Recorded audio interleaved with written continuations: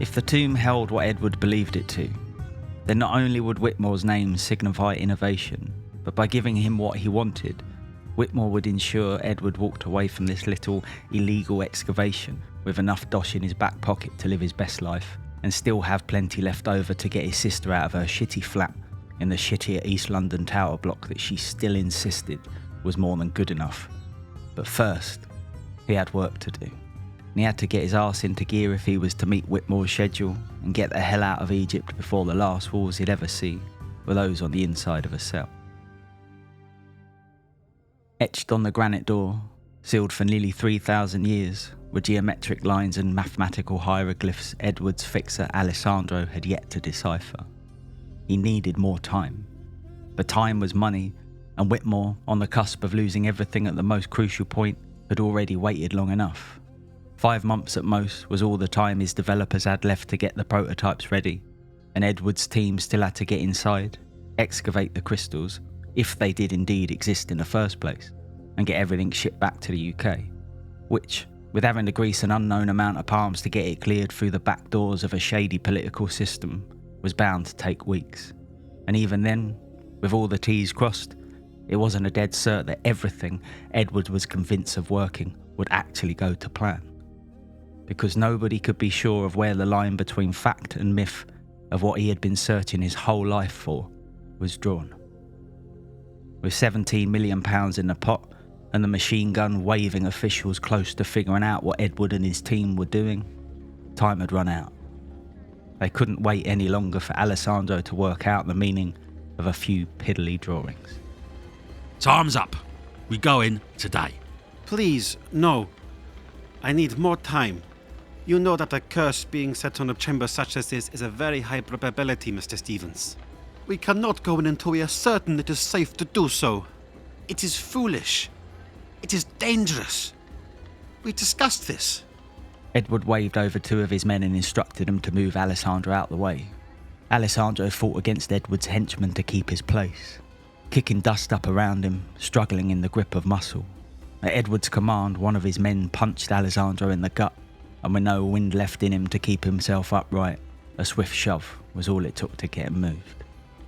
Alessandro scurried along the floor on all fours, and blinking through the grit in his eyes, he grabbed Edward by the ankles. Edward lashed out, kicking Alessandro away like he was nothing more than an annoying kitten desperate to play. Over the last few months they had worked well together. The two had drunk and laughed together even better. Alessandro was a good man, only doing what he needed to do to support his family back home, and he was someone Edward hoped he could remain good friends with once this was all over. And he felt a sudden pang of cruel guilt for kicking him into the dust like that. I'm sorry, Alessandro, but there's no time left. We have no choice but to go in today. Everyone has a choice. Those who are driven by greed end up its slave. Mate, please don't let the time you've spent away from Camilla be wasted. Children grow so quickly, and you've already missed so much. Don't let yourself have lost all these months of our life without having something to show for it. Just go. Enter the chamber. But don't you ever say that I did not warn you. He'd always known that when it came down to it, the idea of curses from other worlds would be a hard sell to English men with spinning pound signs in their eyes. But he thought Edward was different. He'd spent too much of his career studying the very mythology of what lay before them to be as ignorant as all the rest. But curses come in many forms, and Whitmore's hunger for money had been the one to infect the man Alessandro thought it would never touch. Great stone hinges cracked and echoed endlessly through the tunnel. The air inside the tomb was rancid with earth and rot, the same kind of hot stench you'd find at the bottom of a compost heap. Edward's throat contracted, and the tang of fermentation had him gagging at the first breath. He stuffed his face into the crook of his elbow and peered over it through the half-open door, where a vertical lattice-work of gossamer strands filled the darkness with a bright green neon glow. Each of the webs as bright as a flare and finer than a single baby's hair, yet they did not break against Edward's blade. Look at how beautiful this is, and just as strong as all our research promised. We did it, my friend. You and me. Alessandro turned his face away. He wanted nothing more to do with the tomb ahead without knowing what it truly held for those entering. Edward stepped over the threshold, ducking between the webs, the line of past and present broken, and moved deeper into the tomb. Shining his torch across the walls, they glistened with thousands of emerald-coloured stones like an alien night sky filled with toxic stars.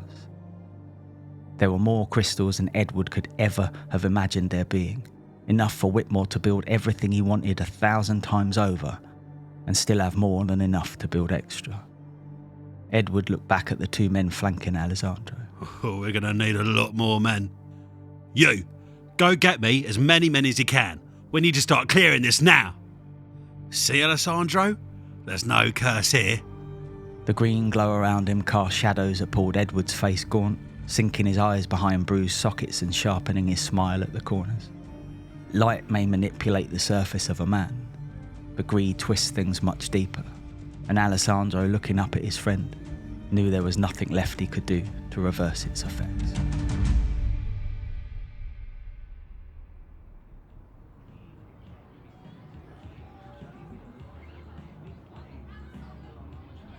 Gal's overstuffed shopping bags bashed against her knees as she waddled for the lift, the plastic handles straining thin, digging in and turning the tips of her fingers the colour of cheese curds.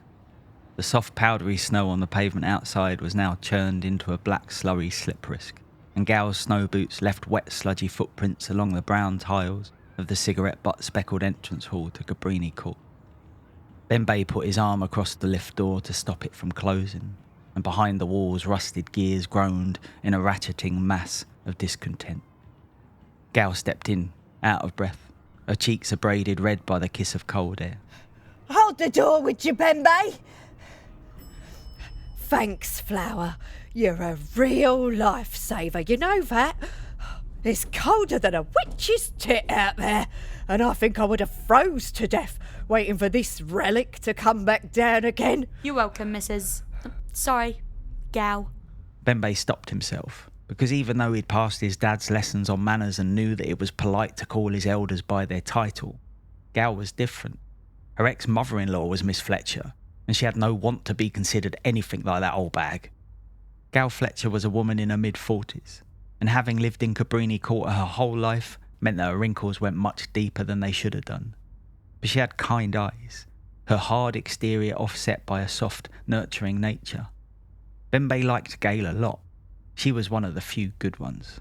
No school today? Nah, we broke up for Christmas 4 days ago. Time just flies by so quickly these days. Do me a favour, would you? Don't go wishing them away like most of the kids round here do. Cling on to every second of childhood you can, okay? Bembe nodded and tried to smile. He'd be lucky if he had much more childhood left to cling on to, now that his mum was working double shifts at the hospital and he was having to help raise Amara because of the DIVORCE. That's how he saw that word in his mind, and forever will do after hearing his mum and dad spelling it out so much during their arguments in the difficult few months they were trying to figure things out. He was old enough to know what those letters amounted to, but Amara, still at the cat sat on the mat stage of school, deserved to keep her innocence to its real meaning for as long as possible, and she believed him when Bembe told her that divorce was an exotic word for holiday. At first, Amara didn't like the idea of their dad going away all on his own, but when she got double birthday presents in May, she thought going on a DIVORCE was just about the best thing to ever have happened. Double birthday presents. Just imagine what Christmas was going to be like. It was rare to see Bembe without his baby sister by his side these days. Like a boy in his shadows, they came as a pair, because when a father leaves, it falls on the older brother to take up the role. It had been the same with Gail and Edward. Maybe that was why she took so well to Bembe. She understood the weight he was carrying. She asked him where Amara was, and worry suddenly darkened her eyes. Oh no! She's not sick again, is she? Nah, she's fine. Mum's been on nights all week and Amara's been staying on Nan and Granddad's, that's all. Oh, thank God. For a second there I thought she had that... What was it again? Tuberculosis? Whooping cough. A few weeks after their dad went away on his sun-drenched DIVORCE, Amara had gotten sick. Like really, really sick. And all the GP home visits, the soggy crumpled tissue stuck to everything, and the weeks of round-the-clock hacking up lumps of blood-speckled phlegm were memories still so fresh in Bembe's mind. He had been so scared that she was going to die, and when she ruptured a bunch of blood vessels in her eyes from coughing so hard, he became convinced that she had turned into one of those Dawn of the Dead geezers. And after that, he had to sleep with the lights on and the radio turned up enough to block out the sounds of her moaning. A habit which even now he maintained, because your sister being zombified isn't something easy to forget. Also, there was comfort in the voices of others, especially when his mum worked nights and every other sound in the flat helped to amplify the silence of loneliness. Oh no! Oh God, that's awful, that is. At first, Bembe thought she was talking about Amara's whooping cough, which if she had been, she would have been bang on, because it really had been awful enough to accentuate the experience with such a powerful name as that of the man above. But when he saw her nudging a small baggie with a thin residue of white powder clinging to its sides, he knew it was Jerome and his mates who were the awful ones. He didn't know what it was that was in the baggie, but he had seen Jerome swapping similar fuller ones with Kevin and Gilbert Liddington out behind the garages for big wads of money. And whatever the Liddington boys were involved with, it was never gonna be good. Good for nothing, Yobs. I mean, I'm no stickler. Do what you want with your life, but the least you can do's clean up your fucking... Christ. I'm so sorry, Bembe. It's cool. Me mum swears sometimes too. What are you now? 12? 13? 12 and a half. Gail's smile hid her concern. He was still so young to be walking around the building on his own, and on Christmas Eve too. You are joining your sister at your granny's, aren't you? Yeah, but not till tomorrow morning. Grandad don't drive no more 'cause there's something to do with his art, and Mum won't finish work till the morning, so she'll pick me up then. Gal had always gotten on well with Bembe's mum. After being left with two young sprogs like that, she felt bad for the woman. She was a good mother forced into a hard situation, and she was doing her best to support her family. Gal couldn't knock her for that. But it still didn't make knowing how Bembe was alone on Christmas Eve any easier. How about you come over for dinner tonight? Eddie's back. I'm cooking lasagna. It's not very Christmassy, I know, but it's his favourite. Cheesy garlic bread to go with it, and I'll chuck in some apple crumble and custard. How's that sound? Sounds great, but Mum's put leftovers in the fridge. She said it needs to be eaten today or it'll stink up the place. And I need to wrap Amara's present before tomorrow. But thank you though, Miss... Gail. Another time then, yeah? I'd like that, and thanks again. I'd love that too, Bembe. Honest. Gal smiled. Politeness seemed to be a dying tradition in the youth of the nation, but this one boy was still there flying the flag. She stepped out into the corridor of the 17th floor, and with only 2 overhead lights working, it was darker than night. The lift pinged again, and Bembe jumped between the closing doors. As they walked through the darkness together, Gal nudged her chin at the bag in Bembe's hand. What's in the bag? Present for your sister? Oh, this? It's one of them new game kits. Mum says, because it was so expensive, it has to be for both me and Amara. But I like my Nintendo, so Amara can have it all to herself. I don't mind. She's the one who wanted it anyway. You really love her, don't you? She's my sister. I have to. They stopped outside the door to Bembe's flat. Gal didn't want to leave him alone. The sadness behind his eyes aged him 20 years, and he deserved to be preserved in the wonders of childhood for at least the amount of time it took him to grow bum fluff on his chin. With Eddie back, it would do Bembe some good to be the youngster within a stable family unit again, even if it was just for a few short hours. You sure you don't want that lasagna? Nah, it's okay. Thank you though. Oh, and say hi to your brother for me. I ain't seen him in ages. Will do. And if you need anything tonight, let me know. Bembe nodded, giving Gail a closed-lipped half smile as he closed the door. With a sigh, He leaned his head back against the letterbox and listened. First to Gal's footfalls echoing away along the corridor, and then to the sound of rattling keys, and finally the soft thud of her door closing. Bembe's flat was grey in its emptiness. It was Christmas Eve and there wasn't one decoration up, not a single spark of garish colour. His mum said they weren't worth putting up when they were going to spend Christmas at their grandparents' house. She wasn't very happy now that Bembe's dad wasn't around. Nothing was the same anymore. He closed his eyes and, feeling the loneliness wash over him, started to cry.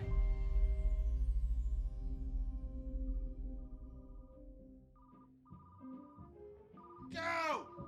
Answer the phone, will ya? I'm trying to relax. The phone rang off for the second consecutive time in 2 minutes.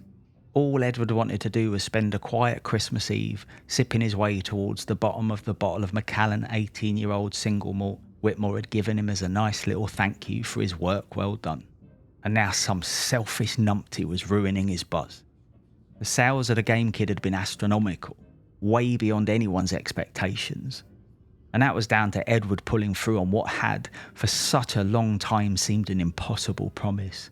Not even in his wildest dreams had he considered how powerful the crystals would turn out to be.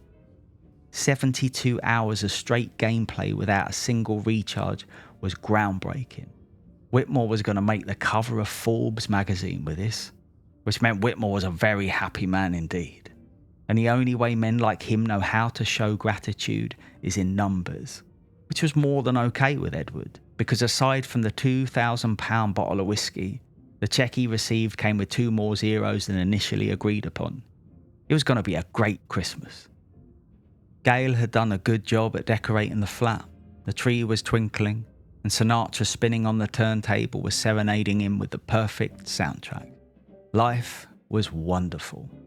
Edward was rich, he was happy, and he was inching closer towards drunk in the name of celebration. So who the fuck was trying to ruin it all? Fuck's sake. Yes? What do you want? I'm so sorry for disturbing you, sir. Salima? Salima, is that you? Yes, sir. Sorry, sir. What the hell are you calling me on Christmas Eve for? Sorry, sir. Your office, sir. The answer machine said to reach you here on this number. It's... Sir. Enough with the apologies. Just spit it out, would ya? It's the tomb, sir. Alessandro finally deciphered the hieroglyphics, but... Jesus. You were supposed to be out of there weeks ago. I know, sir. I'm sorry, sir, but Alessandro wanted answers and believed he could only get them by understanding the hieroglyphics fully. Sir, I couldn't leave him there alone. Edward felt bad for what had happened between him and Alessandro that day outside the tomb, and he knew that his mind would forever choose to relive the disagreement at inopportune moments in the early hours of the morning, reverberating through his dreams like loose marbles. He didn't consider himself to be a bad person. He just had a job to do, and his back was against the wall. Whitmore isn't the type you promise something to without seeing it through. Of course Edward wanted to know what the hieroglyphs meant just as much as Alessandro did, but the answers just weren't worth dying over.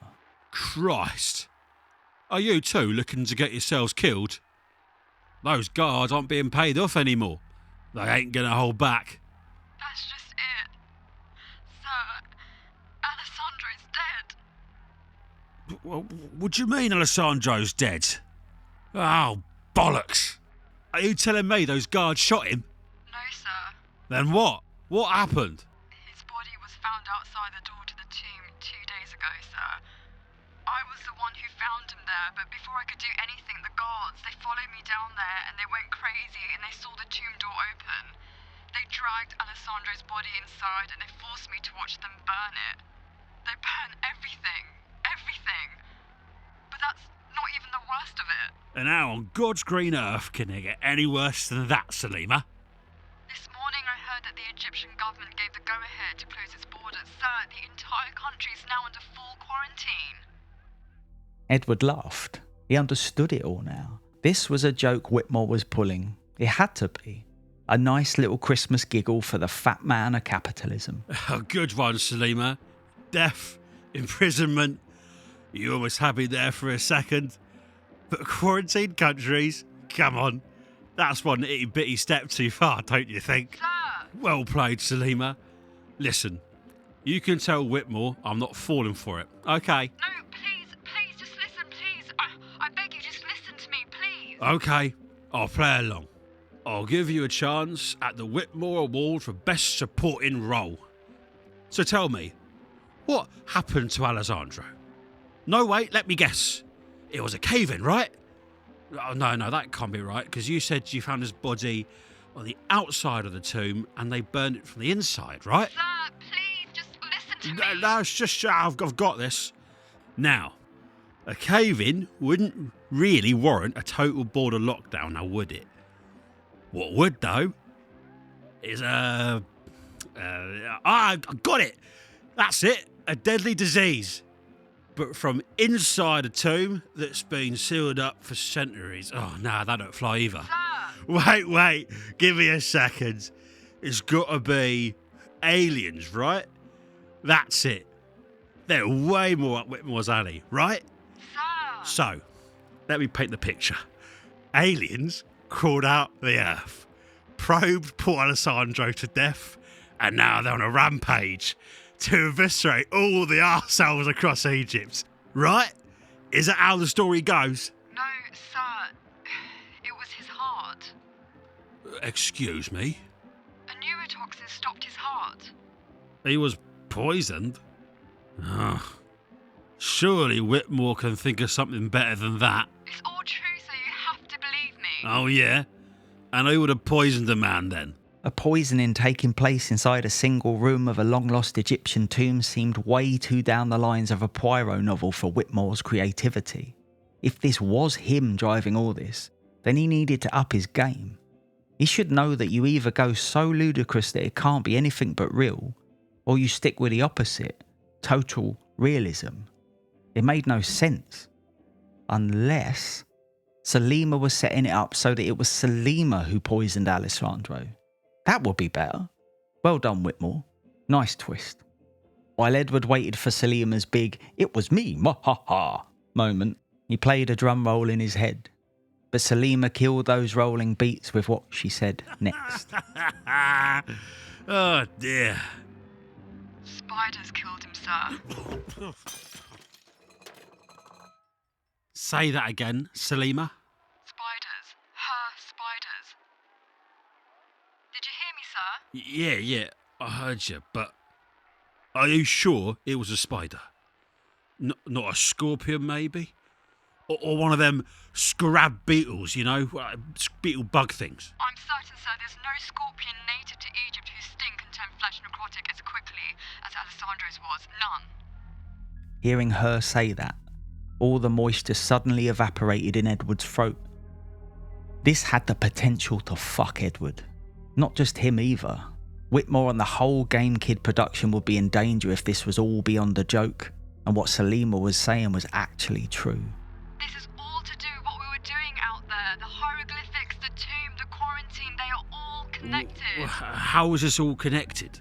It all comes back to the tomb, sir, and the creations of Neith. The guards, sir, they say don't have much longer. Well, fucking hurry up then. Talk to me. Okay, but sir, I need you to forget everything you've already learnt and keep an open mind when you hear what I have to tell you. All right. I'm listening. What is going on? The hieroglyphics tell a variation in Neith's story to the one we are familiar with. They confirm that the crystals once did give the world power enough to light the streets of every city, to turn wood and stone structures into machines, and to drive boats all across the Nile. And as we have seen, we know that level of power was and is real, sir. What Alessandro deciphered also tells the same mythology around Neith creating Earth's first spiders to help her craft Osiris' shroud. The very spiders that created those crystals. But this is where things differ from the text we've studied. According to Alessandro's interpretations, the crystals were not formed by wrapping webs around diamonds, mined from the coals of scorched gods. But instead, they were formed inside the bellies of Neith's pregnant spiders. Hold up. You're telling me that the crystals we excavated, put in our product, and then shoved into the hands of thousands of kids, Some kind of spider eggs. Yes, sir, and as Neith herself was a goddess of multiple reigns. As she created, she too destroyed. Correct. Therefore, the spiders were made in her same image. Not only to construct beauty and life, abiding Neith's governance to help her build cities and sprawling societies, but to win battles and wars, ravishing the armies she set them upon. But then, one day, the eggs they laid the crystals Neith used to power the world cracked open and billions of spiders spilled out to darken the skies, casting shadows over the sun with spun webs. Millions of people perished, entire civilizations wiped out. It took decades of fighting for Neith to defeat the spiders, in which even more eggs were left strewn across the Mediterranean world. And it was in gathering them all up that Neith perished. And in her last breath, she instructed her armies to entomb every one of the eggs they had gathered in her temple alongside her, where she would watch over them and keep them from harm. No, I'm not done. You can't Salima, do this to me. No, you alright? Salima? the eggs! They incubated. They incubated and we went and woke them all up. Please, you promise, please don't do that.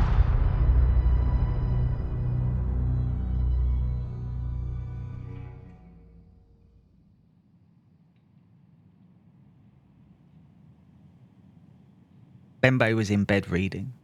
6 miles away at his grandparents' house, his sister would still be awake too. Before she left, she told Bembe that all she wanted for Christmas, aside from the brand new game kit of course, was to see the real Santa with her very own eyes. Her belief had started to wane, and even though Bembe had stopped believing in Santa 4 years ago, after he caught his mum putting the presents under the tree and his dad scoffing back the biscuits and the carrots they'd left out, he wished Amara could get a little credence injected back into the magic of things.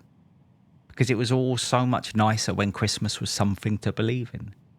It made life a little less dark, less lonely, less silent. He marked the page of his book by turning down the corner, just like his dad always told him not to. Books are art, kid. You wouldn't deface the Mona Lisa, would you?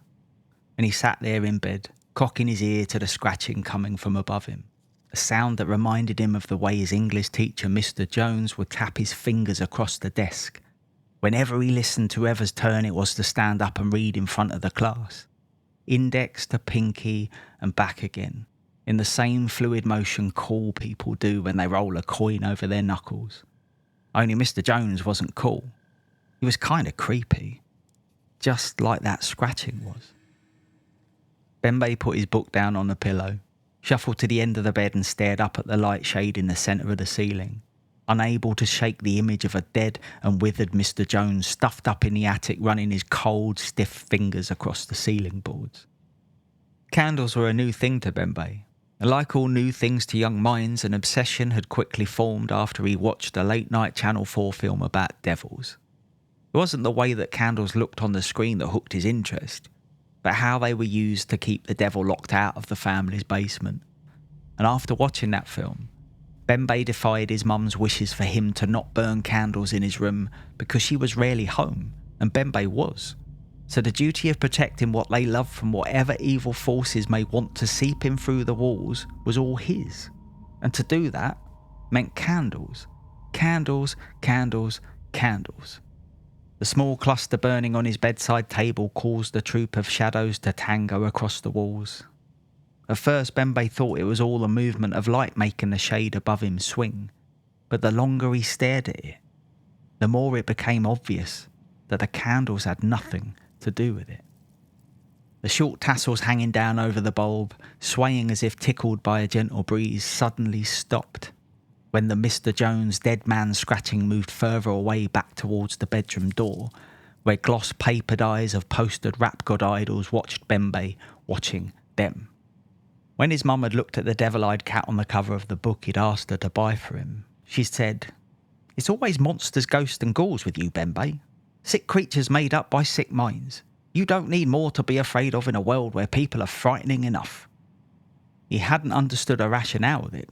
How can something you can incapacitate with a simple kick to the nuts be scarier than an undead pet digging its way from its grave to tear you open, or the ghost of an unkillable disfigured monster?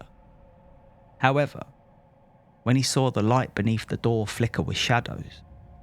It wasn't the intangible of the afterlife that had him scurrying back across his bed and pressing his spine hard into the headboard.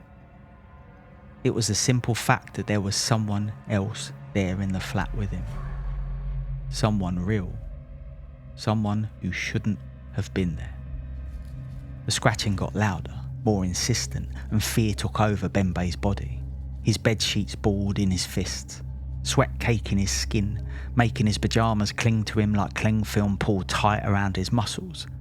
He didn't only feel trapped inside his room, but inside his clothes, the skin beneath, and his mind even deeper still. His dad had always slept naked, and Bembe thought that that was how real men did it. And although he wanted to be a real man too, the idea of waking up to this very scenario has seemed a lot worse once you added the vulnerability of nakedness to the mix. Just imagine having to fend off the hellhound spawn of Satan with your willy flapping about all over the gaff. Now though, he wanted anything but the restriction he was feeling. His pyjamas, his bedroom. He at least needed to get out of one or the other, preferably both. Something black scurried under the door and crawled across Bembe's bedroom floor with slick speed. He gasped, but then he chuckled at himself when he realised what it was. He didn't like there being a spider in his room, but at least it was an intruder easily foiled by an upturned glass. Then, more spiders followed. Not just one or two, but hundreds poured into the room like coke spilled from a bottle. A pulsing, frothing wave of 1,000,000 pinhead-sized bodies surged towards him, their quick, twitching legs clambering over one another in a black carpet of chaos. More and more kept spilling in, crawling up across the back of the door in fluid breaks to drown Bembe's rap star poster boys faster than he could say obsession. The floor disappeared beneath the body. The chest of drawers by the window turned into a squirming mass, the walls covered. Soon they'd swallow the bed, and Bembe along with it. Some, with bright green stripes down their backs, stood out like clean neon laces against dirty trainers. They fired webs of the same bright green into the air and rode the lines, flying towards Bembe's face with all 8 legs splayed. Twitching at the base of their bodies were small points like bee stingers. Bembe broke the fugue holding him prisoner and threw himself out of the way. The spiders missed their target and hit the wall with hard stone-like clicks. Bembe rolled off the bed and yanked open the top drawer of his bedside table. The drawer came away in his hand, his contents fell to the floor, and the can of deodorant he was after rolled beneath the bed. He dropped to his knees and reached under the bed. The underside of the mattress was covered with spiders, and a bunch of them dropped onto the back of his hand. They felt like chips of ice landing on his skin, solid and cold. He shook them off and reached over their struggling upturned bodies to grab the can of deodorant. Bembe stood up and took a candle from the bedside table. He aimed the nozzle of the can at the flickering flame and sprayed the ensuing bugs with a raging line of fire. They erupted into bright green flames and their bodies popped like popcorn kernels. Bembe never knew spiders could squeal, but these ones did. Loudly too. A sound like a kettle boiling on the stove. The flaming spiders ran in hectic circles, passing flames along through the rest of their ranks atop the mattress. The entire room was bathed in toxic light as it drowned beneath a symphony of screams. Bembe fired an arcing round from his Lynx flamethrower, and parting the spiders he pushed forward. Everything was ablaze around him, a furnace heat making him sweat even more. The posters on the back of his door bubbled and curled up at the edges. It was getting harder to breathe through the thick, black smoke engulfing the room. Bodies popped under Bembe's feet. The shells of their decimated skeletons were as sharp as glass, and they cut open the tender flesh of his souls. Around him the spiders screamed and thrashed in their flaming frenzy, quickly filling in the path he'd carved behind himself. The copper doorknob was hot against his hand, and he reeled back as soon as he touched it, but he knew that if he wanted to get out of this alive, the pain had to be endured. So Bembe held his breath and wrapped his hand around the scalding doorknob. His skin sizzled when he tore open the door, and he could smell the charred meat of himself as he ran through the hallway.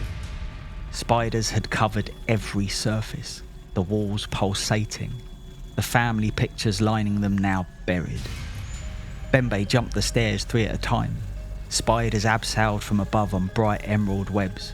Some got tangled in his hair. Others landed on his neck and skittered their way towards his ears.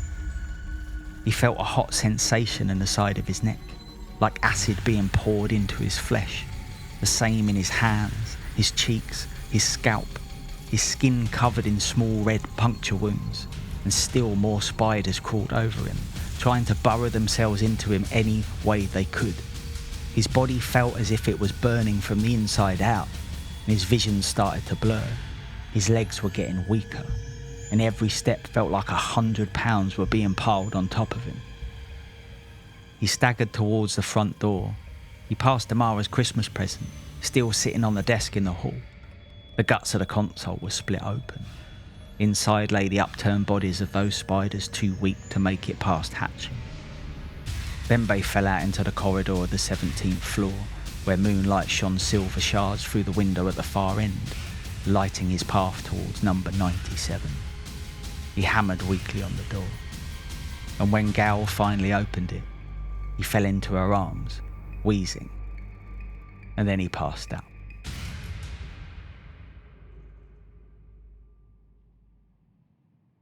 'Twas the night before Christmas, and inside number 41, nothing was stirring except Dad and Mum.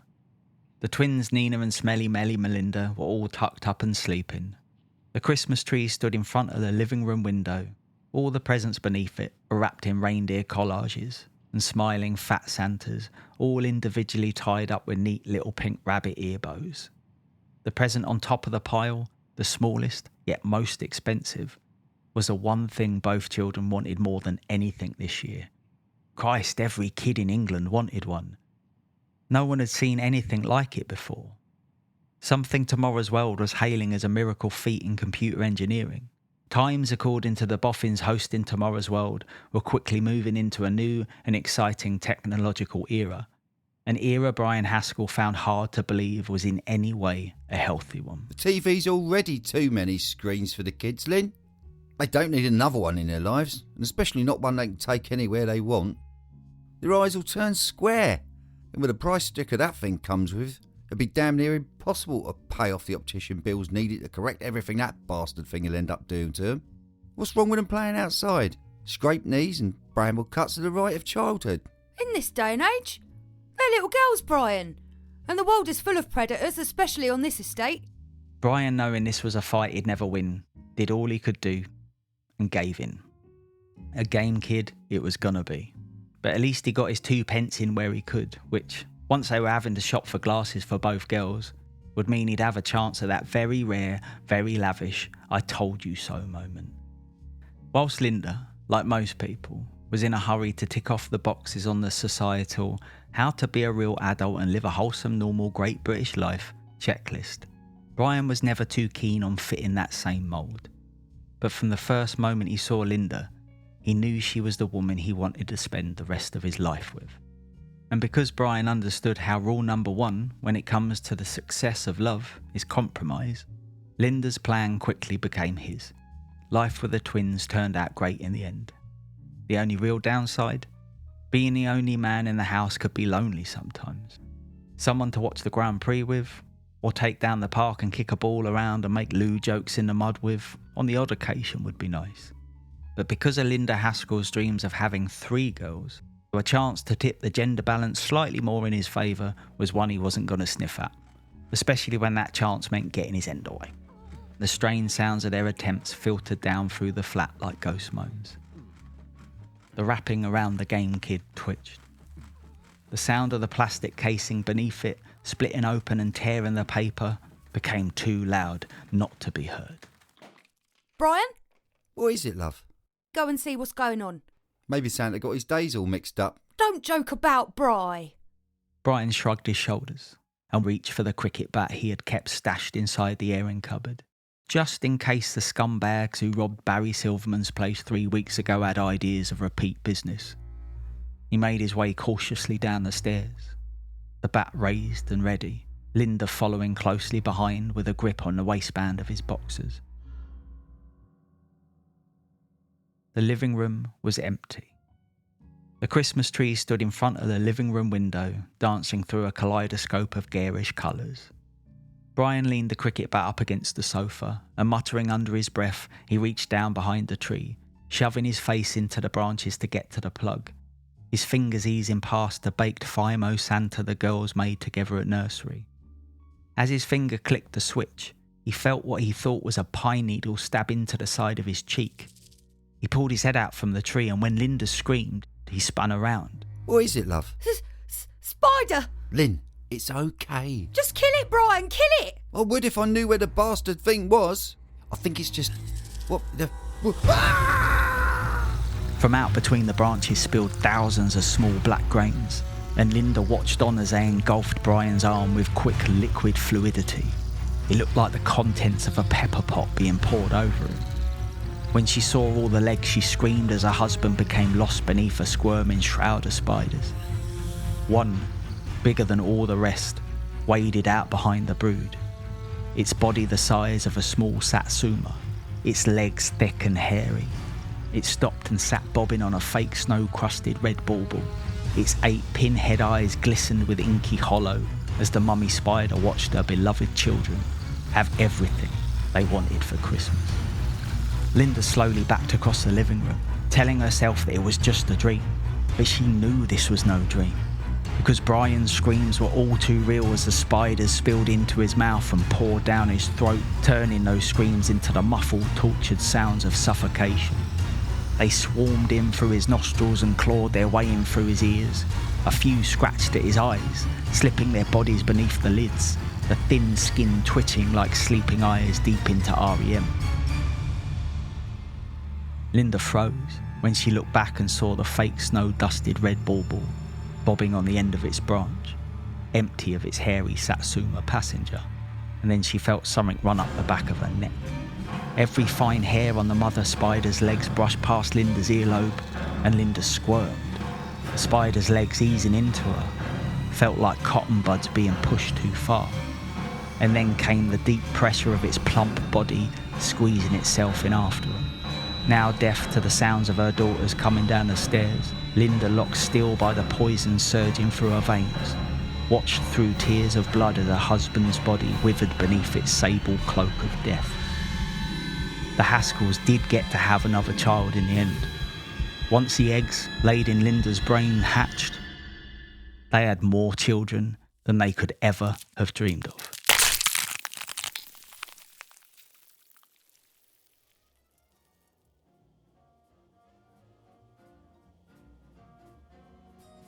Kai Anionwu couldn't stop playing the falling bricks game on his new Game Kid. The damn thing was so simple but as addictive as sugar-coated crack. He couldn't put it down. He was up to level 25, which meant his name now sat in 5th place on the leaderboard.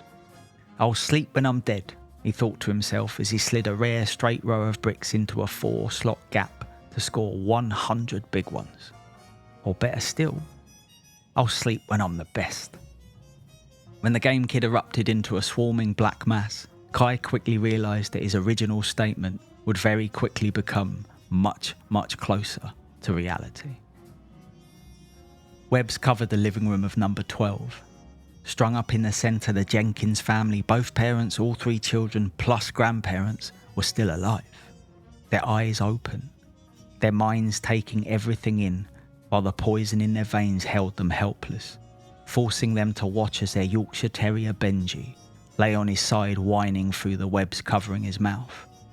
Benji's stomach twitched and something inside it moved. Behind the door of number 19, Dhruv Banerjee, broom in hand, was fighting off the spiders teeming through the extractor vent in his cooker. Number 89 was infested, 87 next door, the same. Screams faded out through the corridors of Cabrini Court. The lifts sat still and silent. The spiders swarmed the outside of the building, covering every window, and the world for those inside disappeared, and all sanctuary went with it.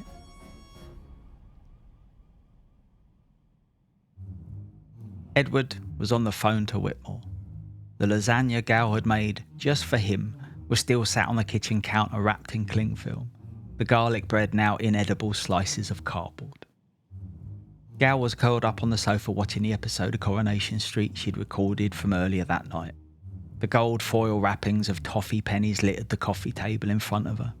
They had always been her favourite, and God smite any dirty bugger who took them to leave only the red wrappers of sickly strawberry creams in the bottom of the tin. Someone started to bang on the front door. She checked the clock on the wall.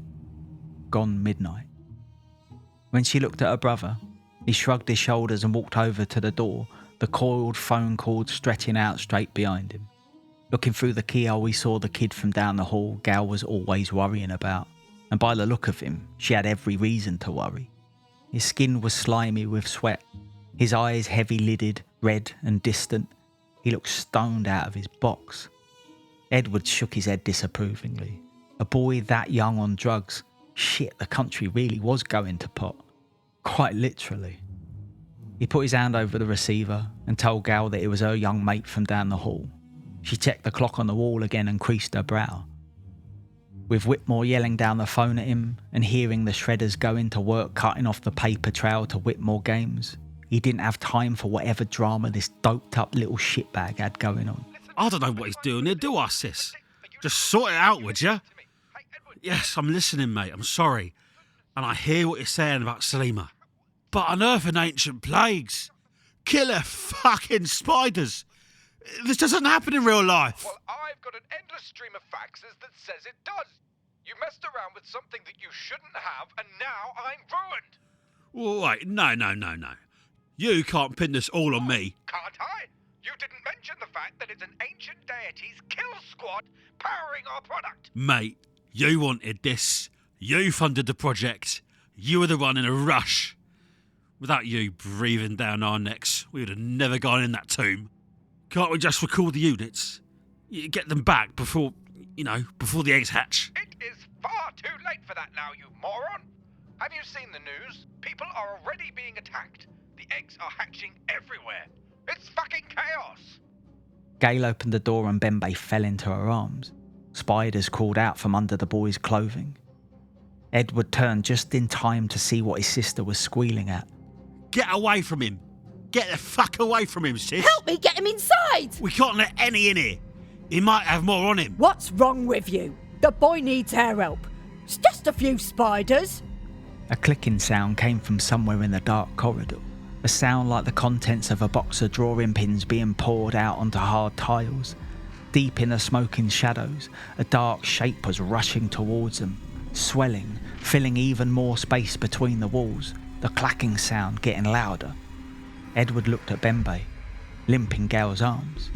He might still have had a few more spiders under his clothes, but a few would be easier to fend off than the horde barrelling towards them. He dropped the coat, grabbed Bembe's legs and helped Gail lift him in. The door slammed hard when he kicked it shut. The chain scraping along the back of the wood was too similar to the sound the spiders were making outside.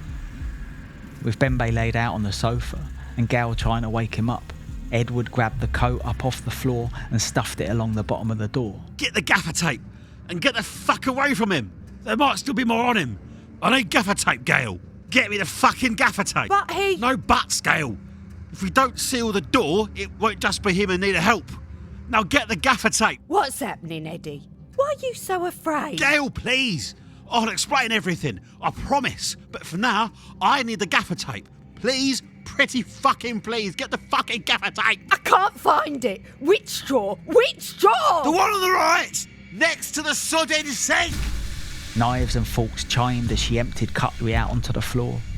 The spider found its way through a gap in the coat, and Edward could feel it scratching against the sole of his shoe, trying to burrow through the rubber and into him. Thin black legs pushed through the seal along the side of the door. They were almost inside. Gail ran up behind Edward with a roll of silver tape held out to him. If Edward moved, the bugger burrowing into his shoe was going to get into the flat for sure, and if one could make it through, then sure as shit more would follow. Gail stared in horror at the spider legs breaking through the door seals. Considering how badly her hands were shaking, Gail did a good job. and once she got the coat firmly in place, Edward helped to run tape all around the door's edges, trapping the legs that had poked through. Edward stood back, looking at their handiwork and hoping that there were a bunch of those fuckers out there at least missing a few limbs. He ran another line of tape over everything while Gal went back to check on Bembe. The boy was moaning like he was lost in a fever dream. His skin was waxy and his arms were covered in bites. His chest, his neck and face too.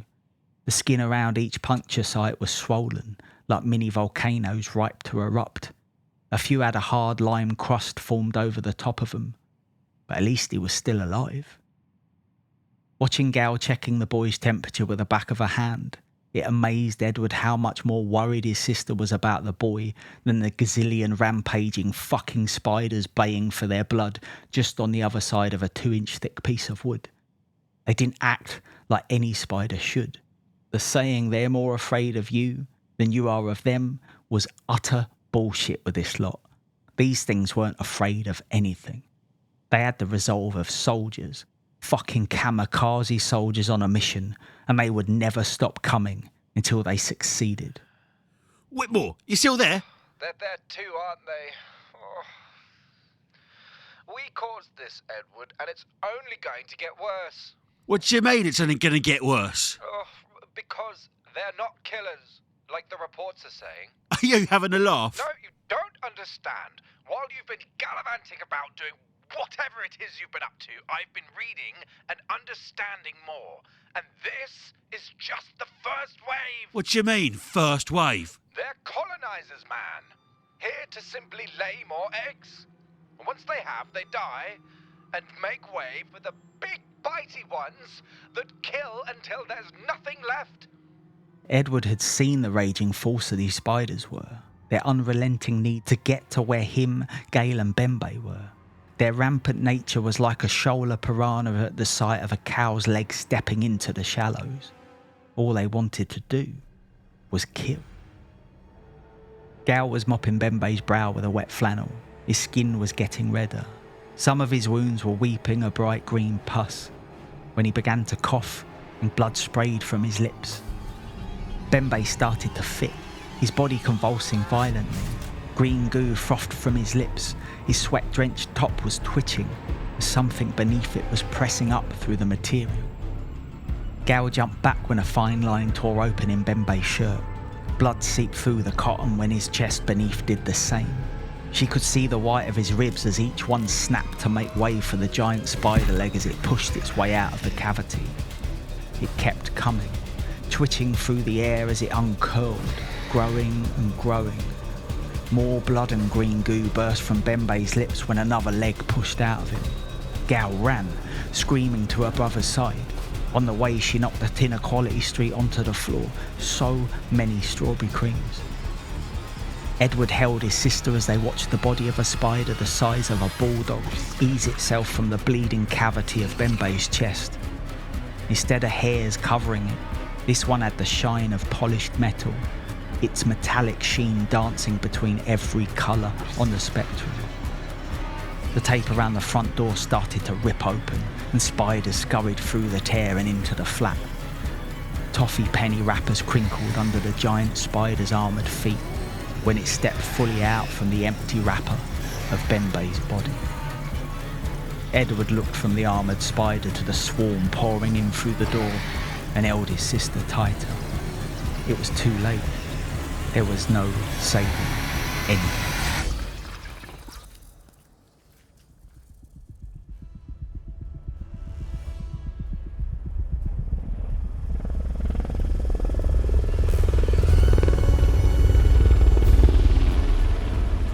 The news helicopter soared high above the chaos. Lyle was relaying images back to the studio. The wide-angle shot was of 4 intersecting London streets. Every building was becoming lost beneath a heaving black shroud. Parked cars disappearing, moving cars being taken over, swerving and ploughing into buildings, into other cars, into people. The cameraman followed a grey Capri as it swerved down a road, bouncing off of cars like a pinball, sparks flying. A man with long blonde hair was turning the wheel wildly with one hand while swatting at his face with the other. Those things were on him. scurrying all over his skin, and Lyle watched the monitor next to him as spiders scratched through the blonde man's eyes. Fires were erupting in pockets across the city, people running through the streets, drowning under black surging waves, bodies falling from buildings like unwanted loose-limbed ragdolls. What was once a shit-brown tower block was now a black writhing pyre of lost hope. A section of the swarm covering the tower block broke away from the roof, turning into a cloud that hung in the air over it all, swelling and pulsating. What looked like streaks of green lightning flashed from its centre as it rolled through the gunmetal sky. The cameraman zoomed in tighter. Something hit the lens and blurred the image. He lifted the camera off his shoulder and tried to remove the web from the lens, but it was stuck to the glass like a string of superglue. He pointed at the cloud. Now twice as big and still growing bigger. More web shot towards them and hit the side of the helicopter. The helicopter jarred sideways and alarms bleated up front. The cameraman saw a web coming straight for him and ducked, feeling it whip past his cheek with the high whine of a bullet. Lyle screamed as he pulled against the web now stuck to his chest. Failing to win the fight, he was slowly pulled closer to the open door of the helicopter, his heels digging in and scraping rubber along the floor. The cameraman grabbed him by the arm and pulled. The webs pulled harder. Lyle was now the rope in a game of tug-of-war, but the spiders had a stronger side, and the cameraman knew that if he didn't want to be pulled out alive, he would have to let go. Lyle flew out the door, swinging through the sky like Tarzan on a vine, his feet kicking. Once the cloud engulfed him, his screams didn't last long. The helicopter tried to outrun the gathering cloud of spiders riding their webs through the sky towards it, but like everything else below, it was eventually devoured. The helicopter crashed at 5:27 a.m. on Christmas morning, a time when the country's children should have been opening their presents, excited to see that they were one of the lucky 200,000 to own the best toy of the year. The camera was still rolling, and once the smoke cleared, through its cracked lens, the image of Cabrini Court, no windows, no bricks, no people, just an unstoppable plague, was sent back to a desolate newsroom and out to every TV in every home across a ruined nation.